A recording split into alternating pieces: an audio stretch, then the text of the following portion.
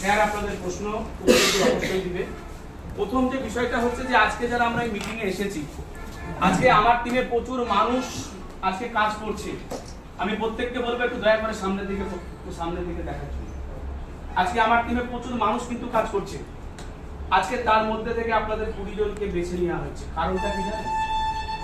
কারণ হচ্ছে একটাই যে আমার টিমে, আমি বাকিদেরকে ছোট করছি না, যে আমার টিমে বাকিরা যারা আছে তারা ভালো, আর আপনারা যারা আজকে আমার সামনে আছেন তারা ভালোর চেয়েও ভালো।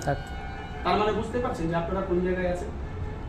আপনাদের বুদ্ধি, আপনাদের বিদ্যা, আপনাদের জ্ঞান, আপনাদের নলেজ এবং আপনাদের MI 99 এর জন্য যে শিক্ষা বা কাজকর্মের যে দক্ষতা, সেটা আপনাদের প্রত্যেকের মধ্যেই তৈরি হয়েছে। আজকে শুধু আমরা যেটা করতে পারছি না সেটা হচ্ছে কি, যে আমরা জয়েনিং করাচ্ছি শুধুমাত্র পেয়ার ম্যাচিং খাওয়ার জন্য, পেয়ার ম্যাচিং করার জন্য। জয়েনিং করানো সহজ, তাদেরকে ধরে রাখা কঠিন।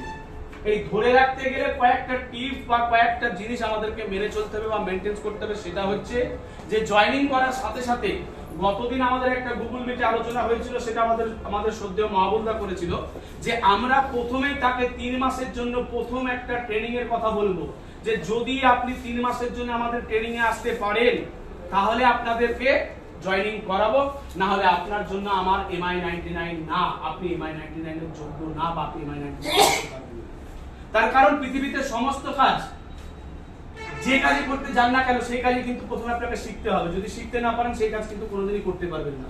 আজকে আমাদের মাস্টার মশাইরা, বিভিন্ন মাস্টার মশাইরা আছেন, বিভিন্ন আমাদের দাদা দিদিরা আছে। আজকে প্রত্যেকটা মানুষ জানে যে আজকে মাস্টার মশাই যেখানে যায় সেখানে শিক্ষা দিতে প্রথমে শিক্ষাটা গ্রহণ করেছিল বলেই কিন্তু শিক্ষা দিতে পারছে। শিক্ষা যদি গ্রহণ না করতো কোনোদিনই শিক্ষা দিতে পারতো না। পারতো কি? কোনোদিনই পারতো না।